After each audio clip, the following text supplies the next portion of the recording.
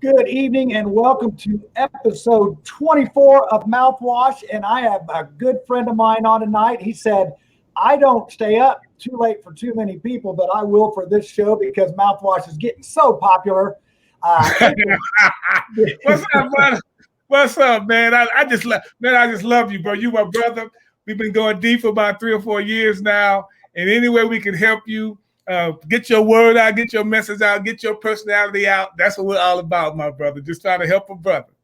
Yeah, and you are a good man, and you are especially a good person for this topic tonight because we're going to talk about college athletes getting paid. We're going to talk about marijuana being an enhancing performance drug and healing for the flag. And I know that you have some good opinions about this, and I know our panel will have some good questions for you.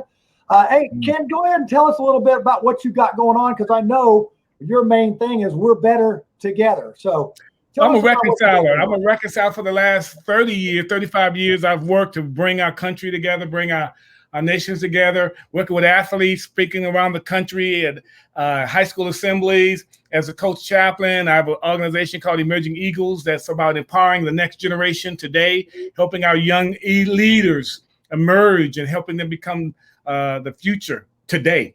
And so I'm a pastor of a new church plant and going on my second year, and excited about living life and loving people, baby.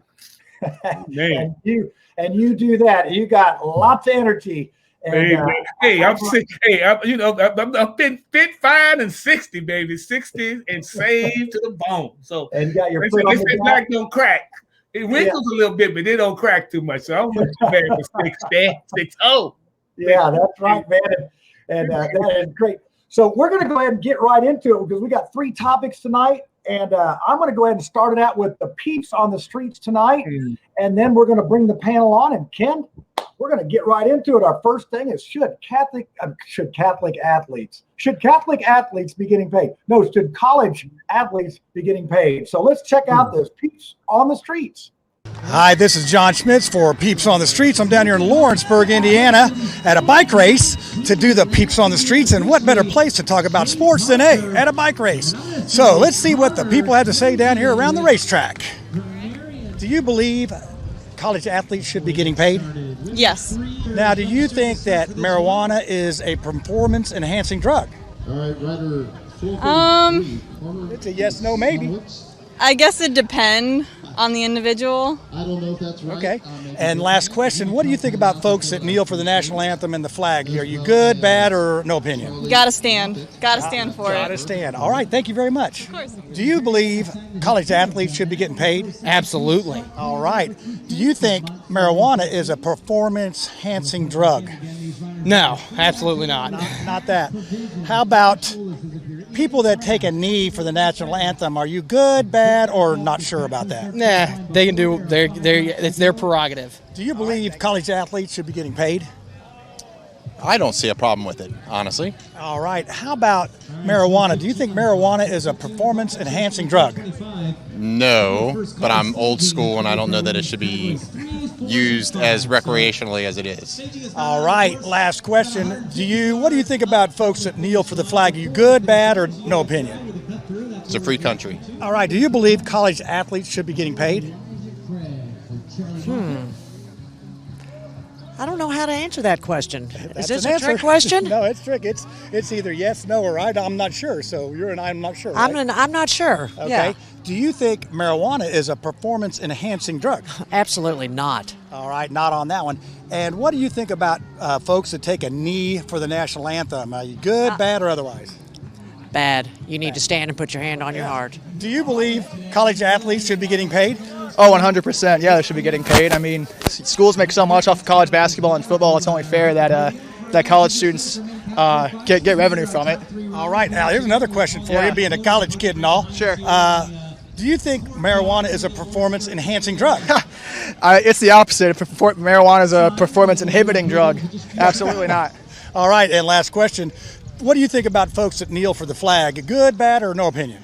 I mean, I would never do it. I've got Purple Hearts in my family, and I respect the hell out of those my grandparents. But one of the freedoms of this country is we have freedom of speech. So, you have the right to be disrespectful, and I think it's disrespectful, but they have the right to do so. So I'm going to call that a strong maybe. It's a strong maybe. Yeah, absolutely. And by the way, you will have bike riders rolling through here because bike riders are crazy. They have no they'll cut you off in the corners. Yeah. Now you just got done racing, right? Yes, and sir. You didn't get any of the crashes. I did. I avoided all 3. I did win a bottle of bourbon though, so that's a win in my book. Yeah, you just turned 21 and all Yes, that. sir. So Yes, sir. Well, hey, thanks for it. Thanks. Yeah, thanks. All right. I see you again, Don. All right. Do you think college athletes should be getting paid? That's a good question. I think probably they should probably get paid. All right. How about marijuana? Do you think marijuana is a performance-enhancing drug? I do not think it's a performance enhancing. You're drug. smiling like you're going to have some performance. I think it definitely hurts. Anything in the lungs besides good, clean air is not good for you. All right. And the last question, what do you think about folks that kneel for the anthem or for the flag? Do you think that's good, bad, or otherwise, or no opinion? I completely disagree with it. I think it is disrespectful. However, part of the greatness of our country is being able to demonstrate in the way that you want and let people know how you feel in a lot of different ways. And so they have the right to do it. I think it's completely disrespectful, and I never would. All right. Thank you very much. And that's a wrap from Lawrenceburg, Indiana, down here by the Ohio River. And, hey, let's see what our guests and the panel have to say about the questions this week. All right. Up. As it's at now, it's supposed to go. I'll get the order here right. And there we go. We'll get up. That's almost right. Okay, there you go. All right, I'll get this figured out someday. But we keep losing Tiffany, so it messes up my. I have to apologize for Tiffany. Her internet is suspect, but anybody that has Comcast or Xfinity or anything like that, you'll know what we're talking about. So, Ken, what do you think about the peeps on the streets? I think they had some very some great insight. Brief answers, because it's not, I don't think, as simple as yes or no in some of these scenarios. The marijuana thing, that's probably cut dry. It's not an enhancer, but from any perspective. I mean, more as a former police officer, it put more people to sleep than they did anything. So, and gave them the munchies. That's about it. But that other piece, I like the piece on the lung thing though. Anything in the lung with air, not good for you. Good stuff. Yeah. So let's go ahead. We're going to dive into the question about college athletes getting paid. And I got another quick one. We're going to do the Mark Small talk segment right now because he touches on some of the things that you might think about from a legal perspective in this. So let's go ahead and roll this clip, and then we'll come back on and we'll talk about college athletes getting paid. Recently, there's been a change in how people are paid in college as athletes. For years, athletes haven't been paid anything. They've gotten scholarships, and colleges make billions of dollars off of them. Now, that's particularly bad in the area of football because college football players have to play college football for at least a year. They're not allowed to go pro. If you had a kid who is really good at computers who's graduating from high school, nobody would say, oh, you're 18 years old, you can't go into the computer industry, you have to work for your school for a year. Nobody would care. The same thing should go for pro football players. They want to go pro out of high school, they should be able to do it based on their ability, not on an oligopoly from the colleges. The reason it's so bad for college football players is the number of injuries and the severity of injuries. Those players get hurt. Sometimes their careers are over. It can happen in any sport, but violence is a dynamic of football. I mean, people are tackled all the time, and they get those concussions that are cumulative in their effect. States are kind of racing each other to the bottom right now to give better perks for athletes so that they won't be left behind. But that doesn't really solve the problem of not paying people. If you want to see an abusive contract, read an NCAA athletic scholarship contract. It's really one-sided. It's really for the college. And they're year-to-year contracts. They're not 4-year rides. They work out that way, but it's not fair to the athlete. But there was one concern that the NCAA expressed, that they were afraid that the lines would be blurred between professionalism and amateur sports. And that's kind of silly. The University of Kentucky basketball program has been doing it for decades. People just have to look to them. But beyond that, you're not letting people be paid for their skills. There's going to be rumblings about how college sports is going down the tubes, or are going down the tubes, but that's too bad. I went to a Division III school, DePauw University, and we didn't have a lot of pro athletes coming out there, but there was really, and school rivalries can be on a petty level, but ours weren't. But you bastards at Wabash College, we still have the bell. I'm Mark Small. Have a nice week. All right, there you go. Wow, good stuff. Good stuff. Yeah, he talked, and that's right up your alley because you've been around a lot of professional football players, Ken. So, and I played college ball, and I got a scholarship to Tulsa University. Got hurt. My knees are still jacked up. My shoulders are jacked up. My hands are jacked up. I mean, neck, everything. And so it's the amateurism that are in there. They pay these coaches, and they make millions and billions of dollars. Personally, it would have been really great if they took a philosophy that I believe that the military takes, is these young guys coming in, take a percentage of profits, put it in a stipend, and when these guys graduate, give them a percentage of that money disproportionate, because I think every college athlete needs to control his own image and his own brand, particularly when it comes to his merchandising and maximizing his own name. And when he comes out, if he does get hurt, at least he has something to fall back on. And there's so many layers.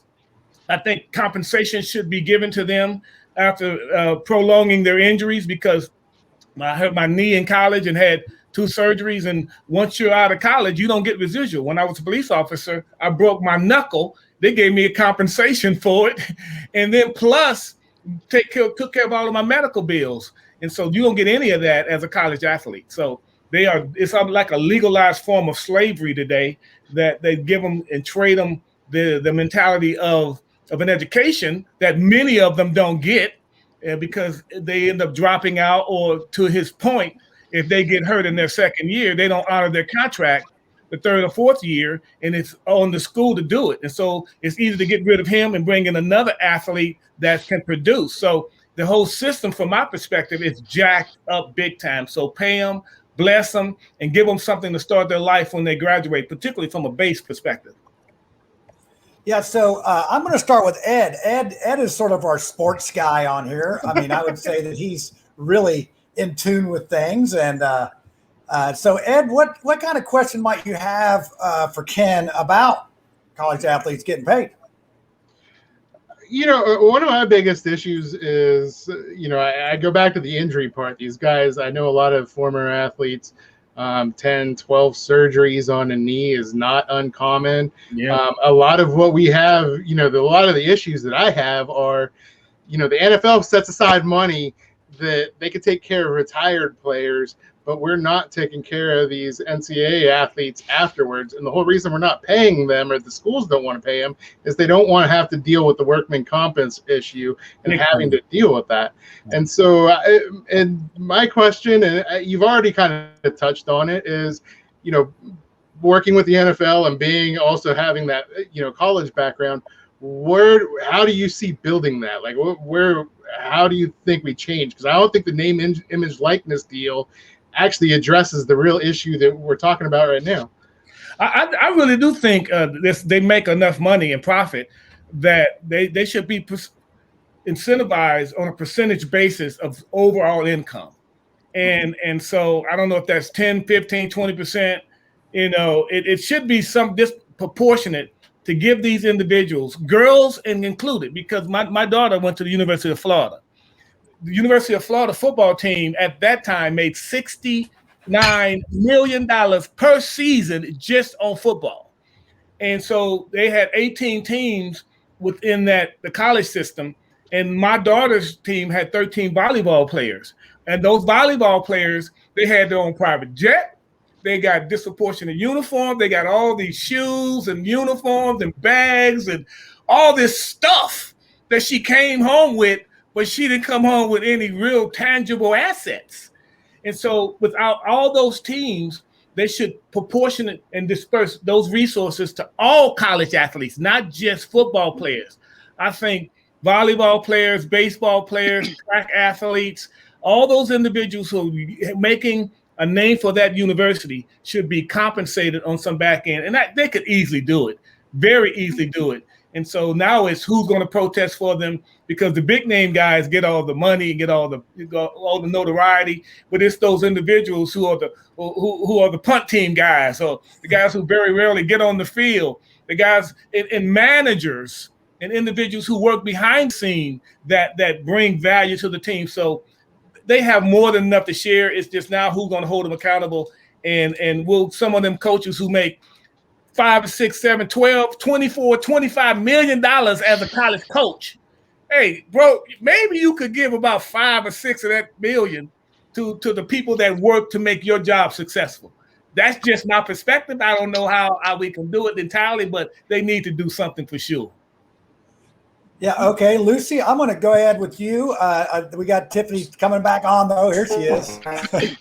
We got the best and Tiffany some better software for us. She's working on it. She's our newest member of the crew here. So. Yeah, well, here's what strikes me, Ken, is that the marketing message seems to be that if they don't pay the athletes, that it's somehow more pure, that it's for the love of the game. But, I don't see the advertisers and the TV executives and the team owners and the colleges turning down any money. I mean, it's the opposite, right? They're always looking to maximize profit for themselves. But the athletes get all used up. Like you said, they're literal slaves. And they're not participating in the value they create. And of course, it's the fans that are driving the money here. I see the athletes and their hard work. I don't want to see some TV exec smoking a cigar. I want to see somebody running down the field. So my question for you is, how do we change this? Do we need a grassroots effort, like a change.org petition from people like me? I think the college athletes themselves are getting better educated and better informed, and they are hiring attorneys. That's how this thing got jumped off anyway. It was internal. Like, we're going to teach y'all how to treat us. We see how much money y'all making off of us, and we want some of the pie too.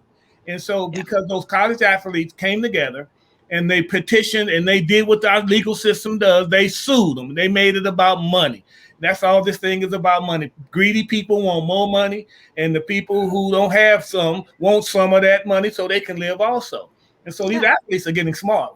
We just have to watch them, because they have this we're not going to take it mentality. My generation, we kind of like follow the instruction, be thankful that we're here. We just love to play the game, man. It's a game sport, and we just love to contribute. We're a team player. And it's like, okay, that doesn't feed you at the end of the day. It doesn't take care of your medical bills at the end of the day. And we may be team players, but the coaches, they go into high-rise luxury apartments and trips during the summer, and we having to borrow money to get home for the summer.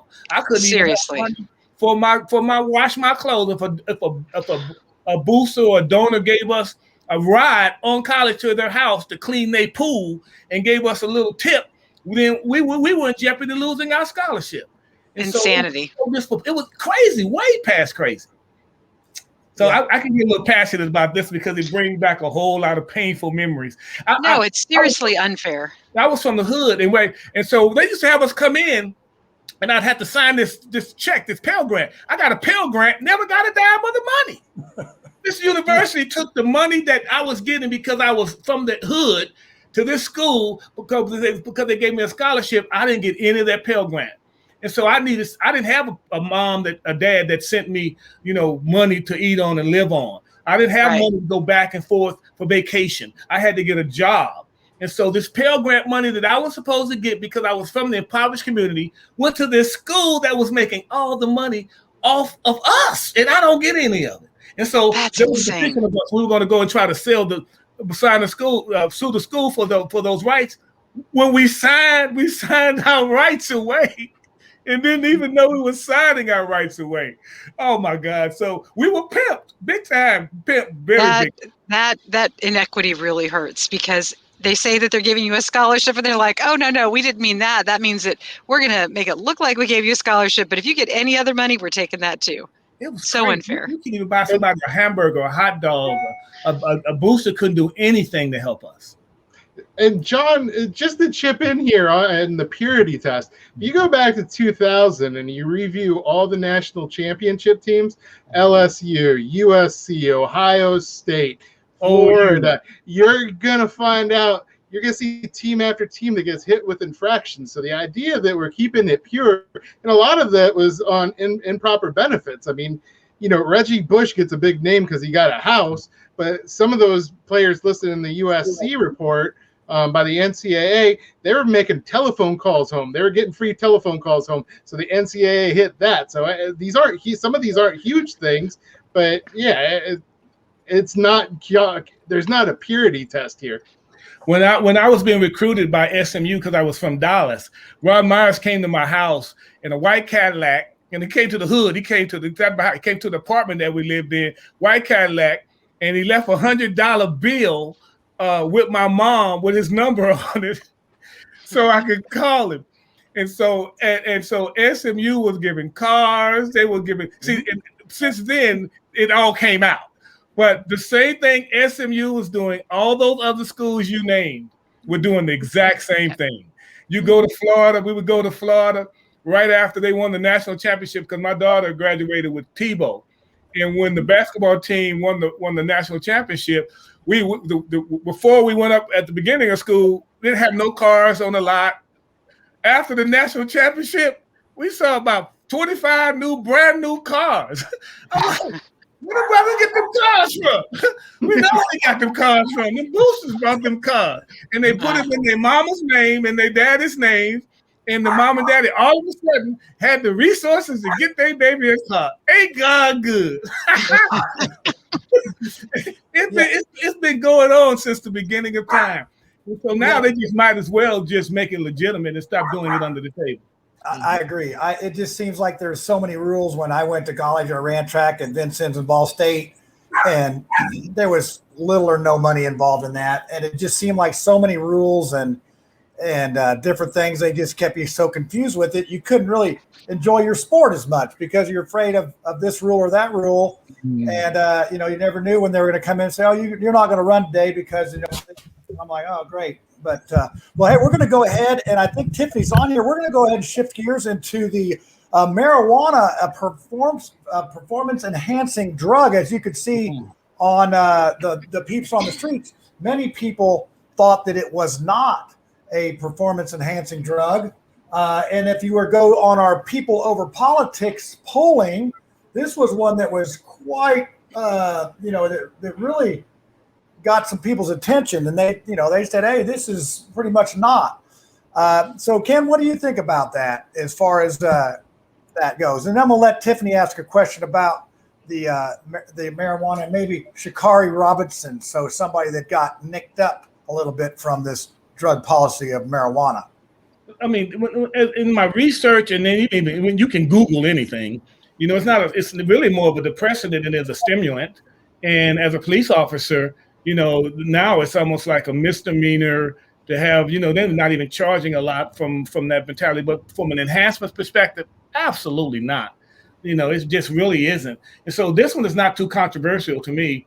It's just that piece of when it fits the narrative of correction for whatever case that the people who are trying to send a message, so to say, it becomes debatable. But I don't think this is very debatable to me. All right. Well, hey, Tiffany, you're on here. I know that the internet has got to be frustrating you this evening, but let's go ahead and ask Ken a question about that. Hopefully you're prepared without the frustration. So go ahead.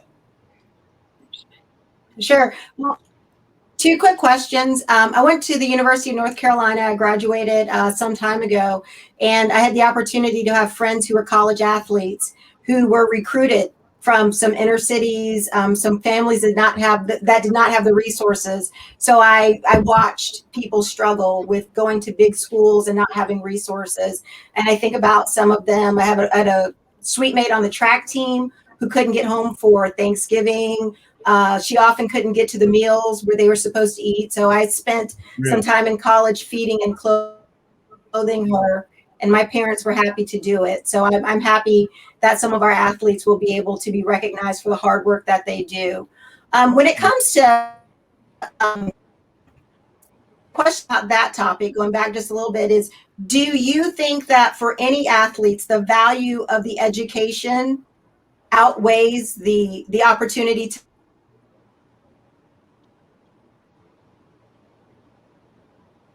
She froze. I think she was asking me, does the value of the education outweigh the benefit? Make money, degree making a difference to anyone?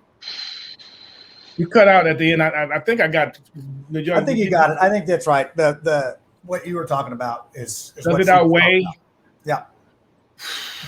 Statistically, most of the athletes don't graduate.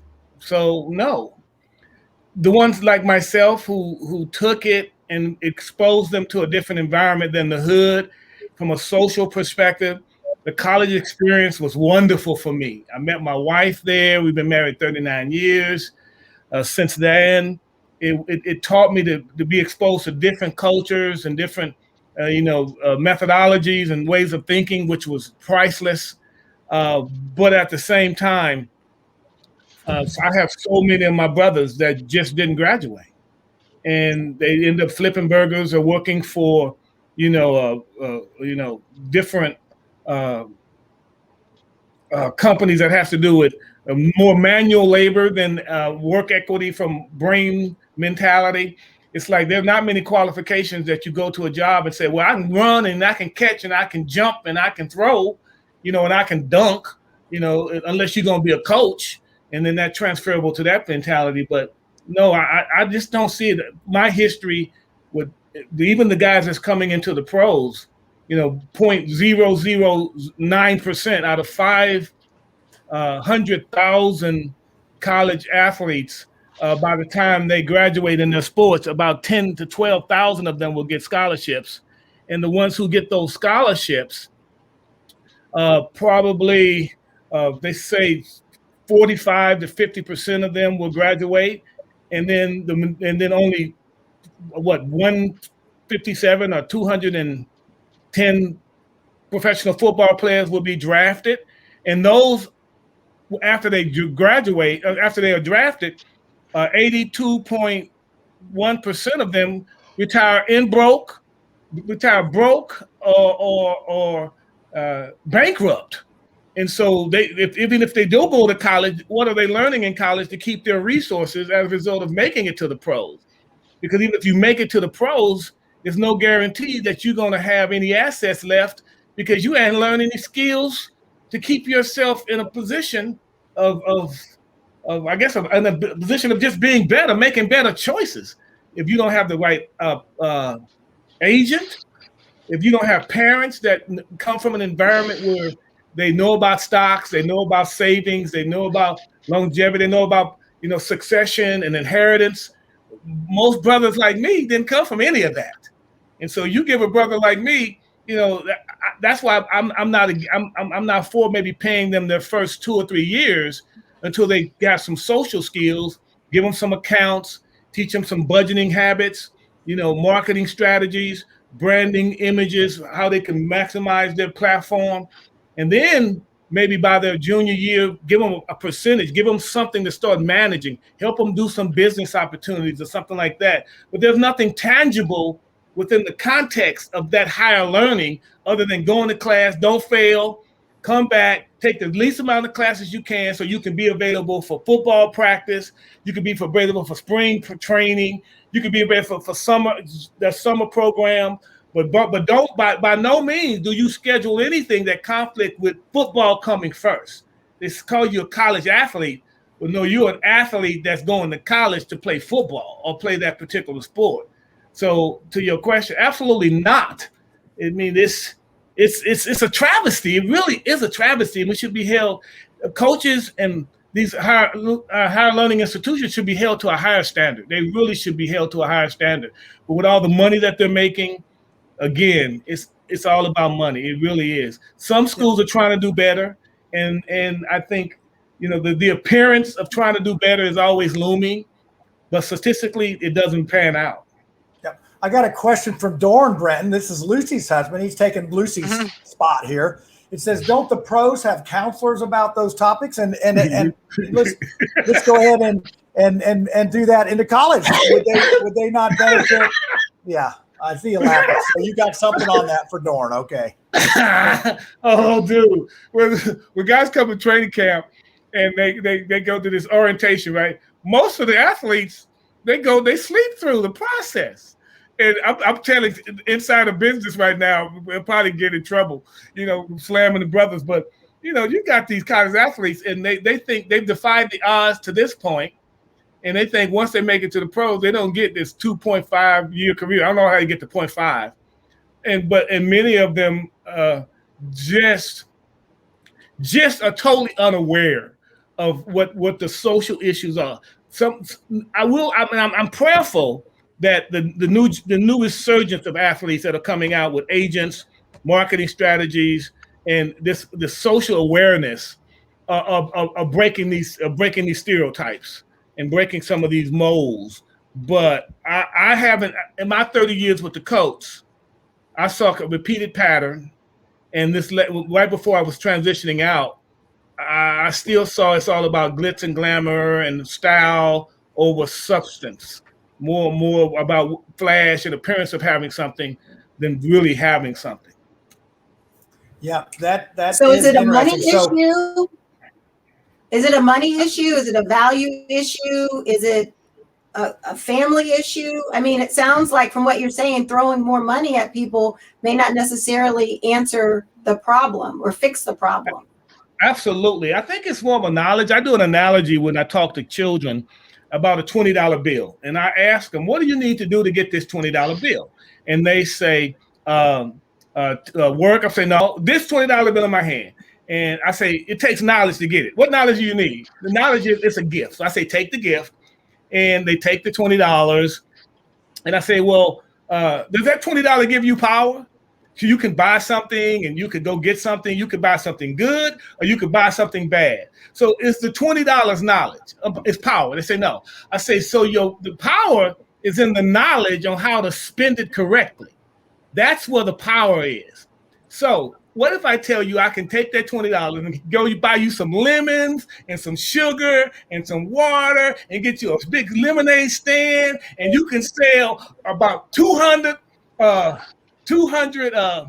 glasses of lemonade for $1 a piece. And you can take that 200 and you can duplicate the process. So now what have I given you? I've given you $20 with some knowledge that give you some power to duplicate. So that's what I think needs to happen in these higher learning institutions. If you have an individual who has a propensity for music or for business or for whatever, can you imagine some of the capital they can help them guys start a business with or do something with, or help them get the knowledge that they need to manage the assets? And if they have the assets they know that are stacking, oh my God, that incentivizes them to work hard to finish so they can get a real reward. Some trophy ain't gonna help you. You can't eat a trophy. You can't eat them medals. You can't eat all that stuff they give you, all these accolades and stuff. They don't. You can't go to the bank and unless you auction them off and somebody want them because of your name. So to this point, we need to really give them tangible information that can help them. And I think you picked up on that. It's the knowledge that you can be more than an individual, that once you make it to the pros, you're going to end up having to do something anyway. What are you going to do when you can't run or jump and do all those other things anymore? Because everybody going to have an ending date. Brady's time is coming. Just ask Brett Favre. Just ask Brett Favre. All of them coming. Michael Jordan, all of them come to pass. Yeah, so what are you going to do that will last? Yeah, I think throwing the Lombardi trophy from a houseboat drunk probably didn't help his career much, but he wasn't it was drunk. fairly. He was spiritist. Okay, I love that. So going back to the topic that we were on about, drug performing drugs and athletes. So with the lady from LSU, it hurt my heart what happened to her. I love that she took accountability for everything, and I was saddened that she was punished twice. She lost her opportunity to medal as an individual, and they could have put her on a relay team, and they did not. So that was my only rub. I felt like she was punished twice. But I do think that, and I am not an athlete in any way, shape, or sense of the word. I exercise, I lift weights, but I'm not an athlete. I do not compete. I believe that I don't know. It's like, I don't think that somebody could, if marijuana is a depressant and you're competing at the Olympics where it's ability, it's being able to handle your nerves and your emotion and your anxiety. I think that I think marijuana can give you a competitive edge at that level of competition when nerves are everything.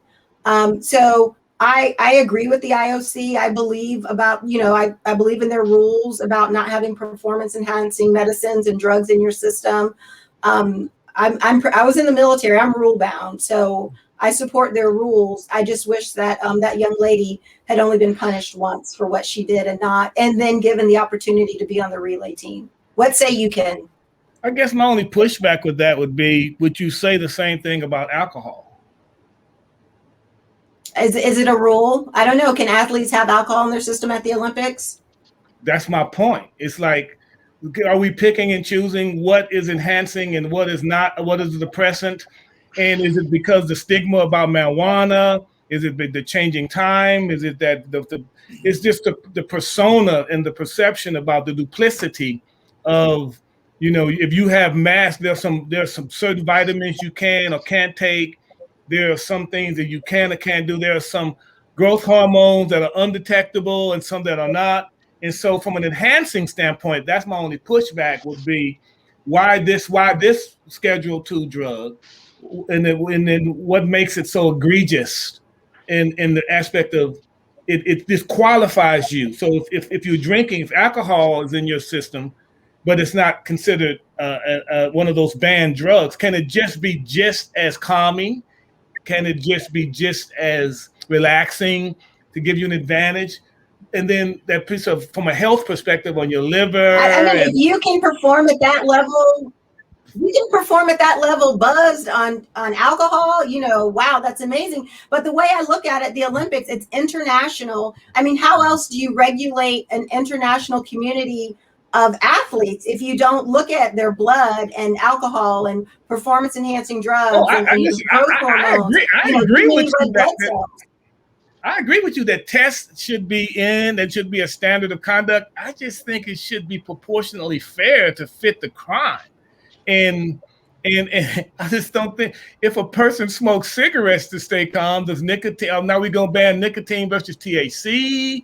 Is it vape? Now is vaping going to be out, or is it meditation with smoke in the background that give you a sense of calm and collectiveness? And so it's like what's going into your body from the standpoint of getting an advantage. It just seems disproportionately unfair.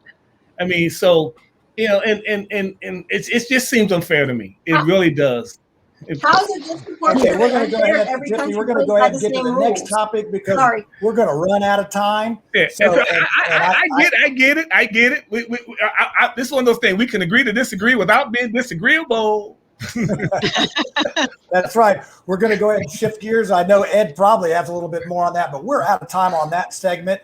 So we're going to start out with Lucy on the next one because she's been sitting there patiently because this is going to be about the flag and the national anthem and the kneeling and the turning of the back and all that. So we would save that one for last. Yeah, we're saving this one for last because I want to spend a little bit of time on this one. We're going to start out with Josh Bach, Amplify Indy. And Ken, I do believe you know Josh. He has been to the Man Cave and such. So let's go ahead and listen to this clip from Josh. And he asked a couple really good questions about the flag and how you feel about it and what your opinion might be. So let's take a listen to this. My name is Josh Bach with Amplify Indy. John had asked me to make a video about this thing right behind me right here, the American flag. And he asked me to talk about some symbolism because I think the question has to do with, does this American flag behind me right here symbolize racial suppression? Does it symbolize slavery? Well, there are a lot of adjectives, and we can use hundreds of them to describe what this flag symbolizes to me, to you, to everyone else. And there's going to be a lot of different answers. And some are similar, some are different. My question to you would be, by switching a flag to something else, what would that do that you don't have the power to do right now with this American flag? because there's going to be a lot of thought behind what this means to each and every person out there, correct? And there are a lot of countries with flags that are still flying today that have a lot of history of racial suppression and slavery, and our country has that as well. The beautiful thing that I believe that we have as the United States of America and other countries around the world is personal freedom to choose and change things. And we also have our own personal opinion of how we want this flag to symbolize for us and for our family. We have that power to choose that right now. And if there's something that we don't like about our country, if there's something we don't like about the symbolisms that we may personally have or others may have, we can work towards changing that. And I don't believe that changing a flag would do that, because years down the road, those symbols are going to be changing and different people's interpretations are going to be changing. And I think when it boils down to it, that's the beauty of the fabric of the United States of America. We have the ability to choose. We have the ability to create our own personal economy. We have the ability to change our own personal symbolism of what we feel this flag is to us. And we can live a life each and every day accordingly. And so it is a tough question. And I don't personally feel that the first few adjectives that I would use to describe the symbolism of this flag would be racial suppression or slavery. Do we have that in our history? Absolutely. And countries around the world have that in our history. But we are united, and we do have the ability to have differences and find ways to create dialogue and talk about things and change things by listening to other people's viewpoints. And we can create our own symbolism, and we can create the messages and the meanings moving forward with the flag that we have. And I think that's what's beautiful about the whole thing. John, I hope that answers some questions. Maybe it stirs some things up. Thank you for the opportunity. Yeah, I would say that stirred up some things. Real quick on the polling, this was a hot topic on the People Over Politics. And if you want to get in on the polls for the questions each week, go ahead and go to People Over Politics Facebook group, ask to join, and you will be admitted. Is the flag racist? We had 60 no, 4 yes, and 1 no opinion. Is it okay to kneel for the national anthem or the flag? 63 no, 15 yes, and 3 no opinion. So as you can see, we have some severe patriots in the group there. So we're going to start with Lucy on this question. And so, go ahead, ask a question about this and a little commentary, because Lucy always has a little commentary with her question, Ken. Yeah, I've got to set up some context because sometimes I feel picked on since I'm a libertarian. I've got to be honest with you. Our nation has a history of colonialism, just like the British do, just like the French and the Dutch and everybody else that went into somebody else's country and claimed their natural resources and stole them for their own. And with my husband's heritage being Native American, that symbol, that flag in our family does not necessarily mean, all unicorns and rainbows. It really means that every time that flag was flying, they were trying to kill the progeny that became my children. So I don't hold any illusions that symbol is something for other people.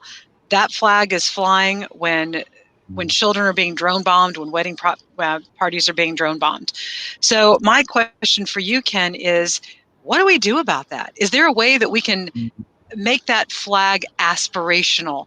How do we almost change the message of that flag to be more inclusive and to be one that becomes the beacon of light that I think people want it to be, rather than the symbol of oppression around the world? Because I'm very anti-war, but I'm not a pacifist. So don't start none, won't be none. Bring a fight to me. I'll make sure that you never want to do it again. But the idea that we're going over and stealing the national resources in the mountains of Afghanistan because there's the lithium there, those people don't see our flag as a symbol of freedom. It's only oppression for them. What do you think? Wow, that's why this one here definitely is not going to be closely resolved within 15 minutes we got left. But with that said, I have strong opinions about the flag. Swearing an oath to it as a police officer. At 60, I'm just now becoming aware of my ignorance of some of the things that we were never taught in school. With that said, I've traveled the world. I've gone to different nations, and every time I leave here, I'm telling you, I listen. I want to come home. This is home for me. And so, my mentality is we may have come over here on different ships, but we're in the same boat now. We're all American. I love that. I'm stealing it. So that thing of what's bad about America, yeah, I got a list that could never go on. But what's good about America, I got a list too. Well, I got a good list, and I'm like, thank you, God. And I'm thinking, where else I would want to go? And so that flag for me represents what my life has been, but both joy and pain. Every morning I wake up, I got at least 50 reasons to pull the cover over my head and sing that song. Nobody knows the world I've seen. Sometimes I wonder how I keep from going under. It's hard out here for a brother. But every single morning I wake up, guess what? Homegirl's still there. Oh my God. I'm in a back crib. I got options before I even get out the bed, y'all. I got options. I can sit up. I can walk. I got options in my bathroom. Water comes out. It's hot. I can adjust the temperature. I can sit down on a really nice toilet. When I was in Africa, I couldn't sit on no toilet. I missed toilet paper, dude. I missed toilet paper. I never thought I'd miss toilet paper in my life.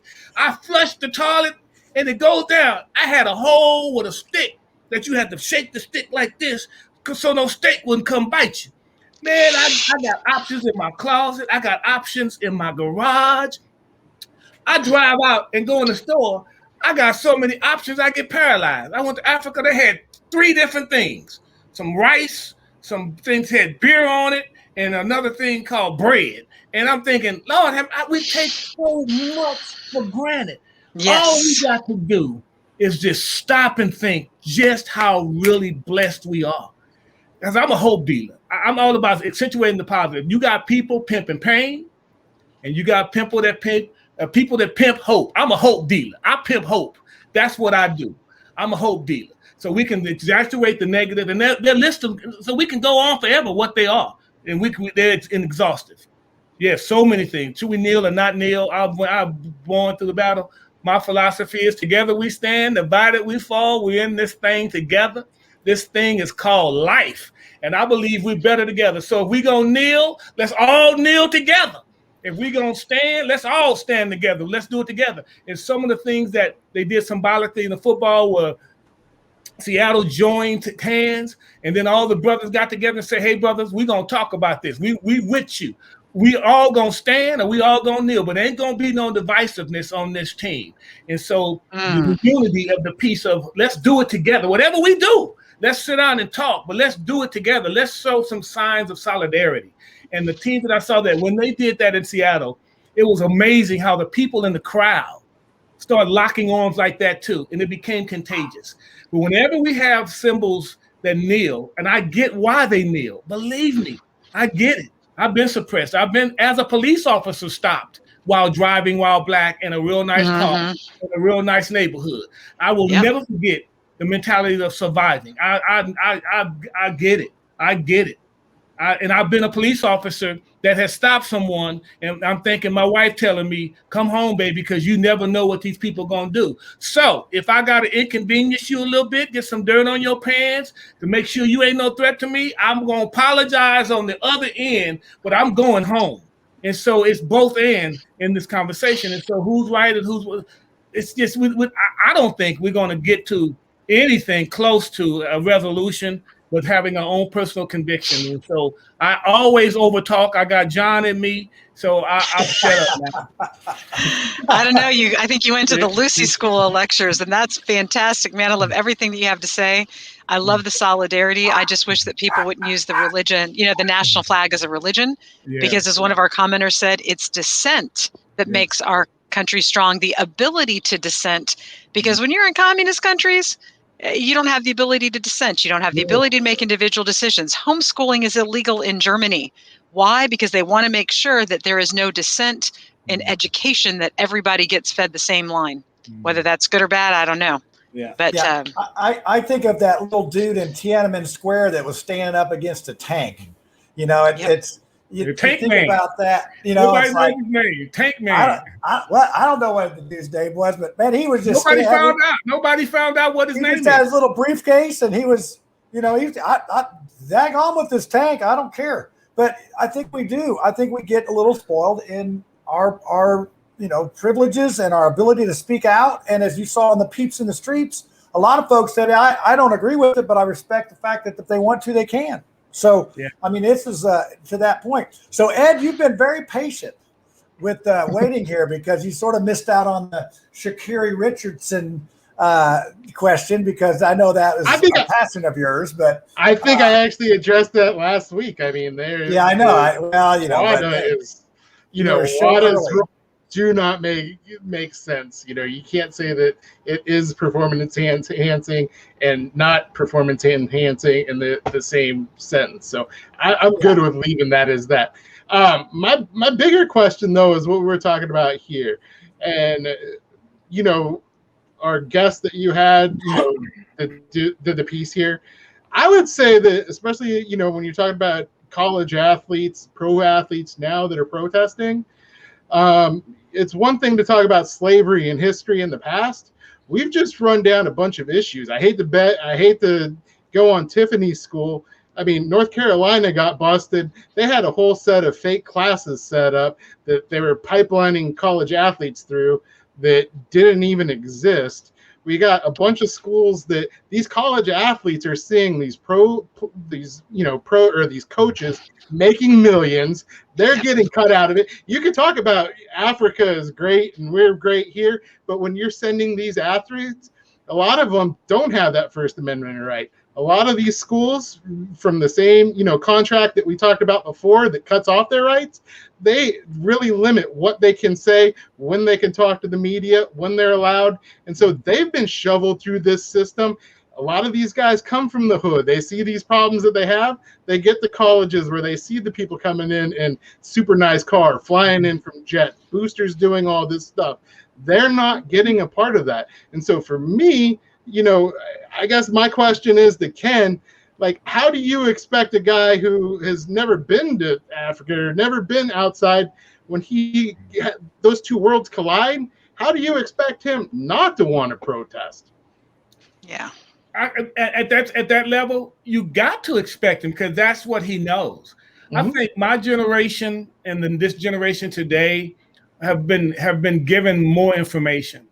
I was radical even when I was in high school. I can't tell you how I would have reacted if some of the things that are now coming to attention, how I would have reacted.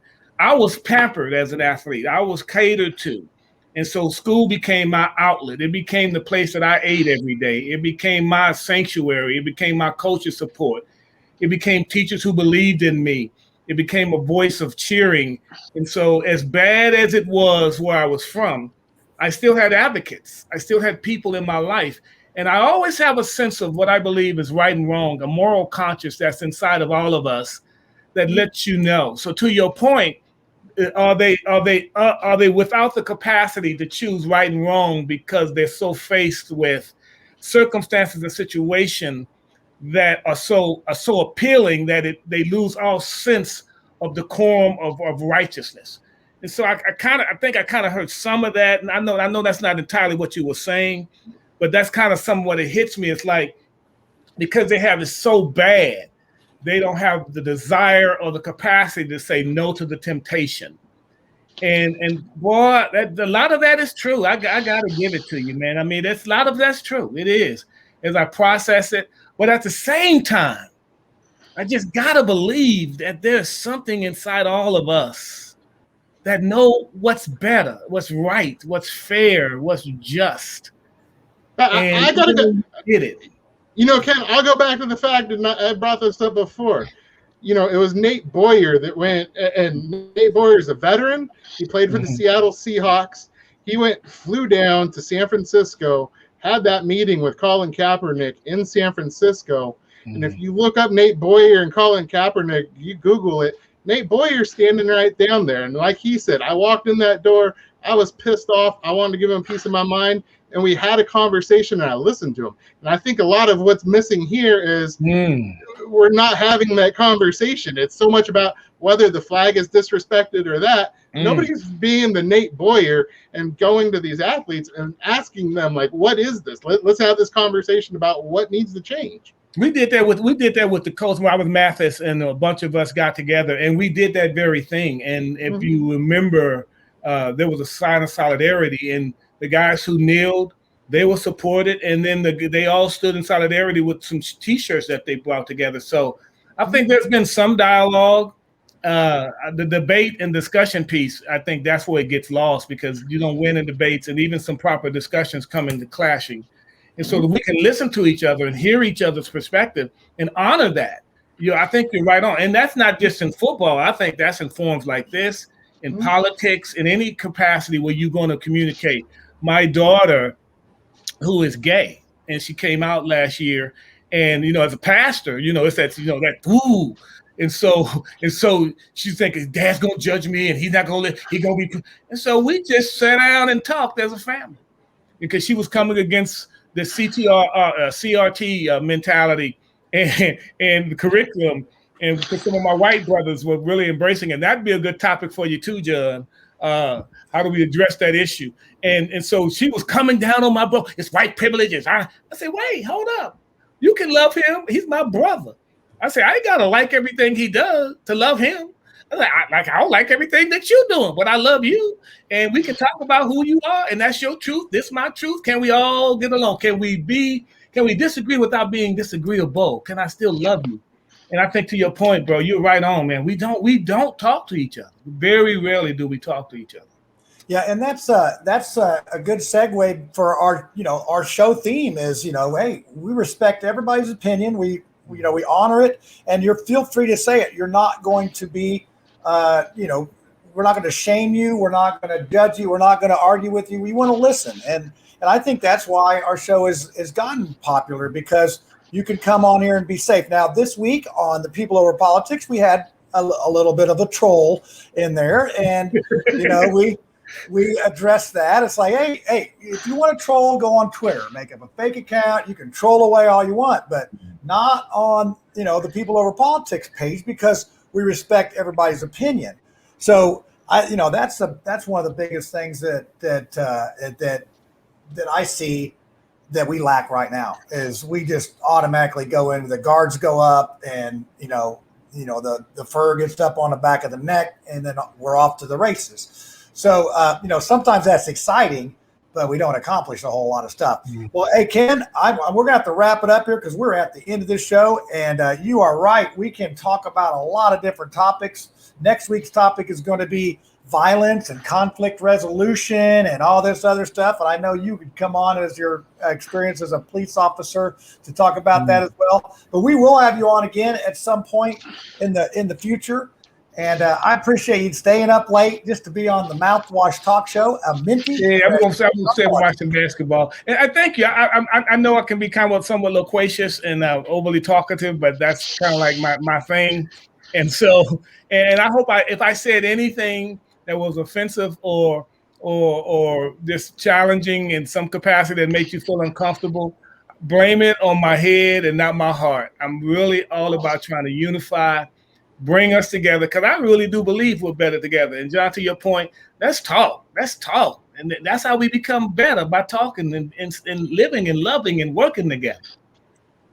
Yes, and it is, I think, like I said, we're getting people able to come in and express their opinions. And while I'm saying that, if you do want to do a little piece on one of the shows like Josh Bach's done or Mark Small or, the various people, I've asked a few folks and some have said yes. Most say yes, but some have said maybe. They're sort of testing the water to see what kind of trouble they'd get in if they were to come on here. But hey, contact us. We are at Mouthwash Talk Show. It's mouthwashtalkshow@gmail.com.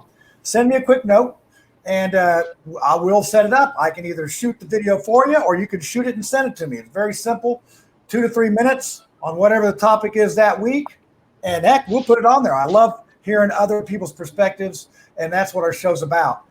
So we have the conspiracy theory coming up here. So Ken, I think you're probably going to bug out on this because I'm out. I did want to hear from Tiffany on particularly some of those issues about the kneeling and the flag. I know she got some strong opinions about that one. So I did kind of want to hear some of that, but maybe next time, Tiff, you stay black, my sister.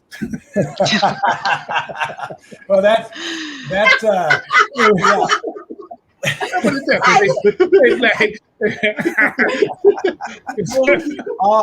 All right, so hey Ken, we're gonna. Thank you, Ken. I'm gonna play the banner to this. Appreciate you guys. All right, I'm out. Have a great night. All right. So here we go. We're gonna go ahead and play our conspiracy theory clip. So get your hats out and get ready to go. Hey y'all, it's time for the conspiracy theory. So you better get your tinfoil hat out and let's see what's going on this week. All right. Look at this. And Ed, your hat didn't get messed up all week. And Lindsay's got hers, and Tiffany's got hers on the other side this week. So I like how they're mixing it up. So that was an interesting conversation about 3 topics that I think are quite in the news right now. And as I say, next week we're going to talk about violence and some of that in Indianapolis. And one of the main questions I'll have is, well, the donut counties don't have so many problems. Why does the center of the donut have so many problems? So I'll be posting those on People Over Politics. We'll have 3 questions, which I'll go out and do Peeps on the Streets for. And then we're working on some guests. I think we may get a law enforcement person on, and we'll have that happening. But so now we're to the best part of the show, I think, is the conspiracy theory. So let's start with Lucy. She's always got something that's conspiracy wise. Well, I've got to go with the conspiracy fact. It seems like conspiracies nowadays are really just spoiler alerts, for what's going to happen in the next 6 or 12 months. So since my daughter before the show gave me a book that she wants me to read called Oneness versus the 1% by Vandana Shiva, who happens to be a hero of mine, I thought I would highlight the conspiracy of genetically modified foods. Now, I'm not going to get into a discussion of what's genetically modified versus what's hybrid. That's a whole subject in itself. But I'm going to say that Bill Gates, I'm going to bring back to him, Bill Gates and his depopulation program once again is trying to make us unhealthy and infertile by genetically modifying the food that we eat. In addition, he has bought more farmland than any other entity or person in the United States. At this point, he even owns more than China. So he's going to control our food and only let us have food that keeps us from having babies. I think he's trying to stop me personally. I'm feeling personally attacked because I got 10 kids. That's my conspiracy fact for the week. All right, we're going to go with Ed next. What do you have for me, Ed?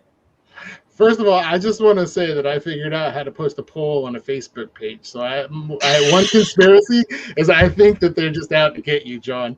So my actual conspiracy, because I like tying sports in here, I'm going to go back to the early 2000s. There was a UNLV game in Vegas, obviously in Las Vegas. UNLV being one of those games that I don't even know that it was televised nationally. The lights at the stadium actually were cut off in the 3rd quarter, and they could not somehow in Vegas, which seems to be able to light up every street possible, couldn't figure out how to get the lights at the stadium back on. Now, well, that doesn't seem all that odd. Betting wise, there was a huge amount of money that came in on UNLV, and the game wasn't going towards where people were betting. There was a lot coming in from China. And so what people don't understand that is if a game doesn't get through the third quarter, the bet is actually off. And so this isn't there's a lot of different people out there that have speculated that someone from China actually got that power shut off so that they didn't lose a ton of money on that game. Well, they do control our grid. Everybody knows that. So that's Ed. I'm very impressed. You were a slow conspiracy theory guy, but you're really getting the hang of this. So he's upped his game, man. Yeah, I believe that one. I really do. Yeah, that sounds true. Pretty legit. So Tiffany, what do you got for us tonight? I don't know if you can see it, but he's missing. What? We haven't talked in about a week. I'm concerned. If you see him, please let me know he's missing. Please call. He's missing. Your boyfriend, the Bigfoot, is missing. I'm sure there will be some sightings. I think he's visiting Area 51 Come home. right now. I'm not sure. I love him. I miss him. Please come home. He said he was looking for a used spaceship so he could get back home in Area 51. He said, get that message to you. He sent it in through the mouthwash voicemail. So, hey, I don't know. Hopefully he'll make it back. I know you're lonely without the Bigfoot. So that saga is a never-ending saga these days. Okay, so I'm going to go last on the conspiracy theory. So I'm like with Ed. I'm like this, I'm going with the sports theme here. So this is what I've heard from my Hollywood insiders, that one of the Kardashian girls is going to enter in the decathlon and try to beat Bruce Jenner's record from the 70s in the decathlon. And I don't know how they're going to identify in the Olympics. And I really don't know which one it is yet, but I'll let you know as soon as I find out what's going on there. And then we'll see if that rumor pans out, because you know how Hollywood is. It's sometimes, people talk and it just gets started. So that's going to do it for the show tonight. And like I said, next week we're going to turn it over a little bit and talk about sort of a serious topic about, the violence that we have in our society and how we can solve that. So once again, another great show. And if you want to send in a little 2-3 minute tape, hey, I'll sure put it on the air, because we want you to be involved. And we thank the audience as it grows. Tell folks to like, share, and if you miss an episode, you can go on Rumble or YouTube and catch up on it. So, hey, thanks a lot for tuning in tonight, and we'll be back next week with another show. Oh, and by the way, I got new red shirts, if you didn't notice. So I'm gonna send this off with the T-shirt commercial, and you got two times Billy Bob's going to be on tonight. So here you go. Hey everybody, we got new T-shirts. Look at this, check it out. It's good. We got blue, and then we got yeller, and we got this here smiley face on the back side of it. So hey, $20 covers shipping and handling. So get on it. Let's get your T-shirt ordered today.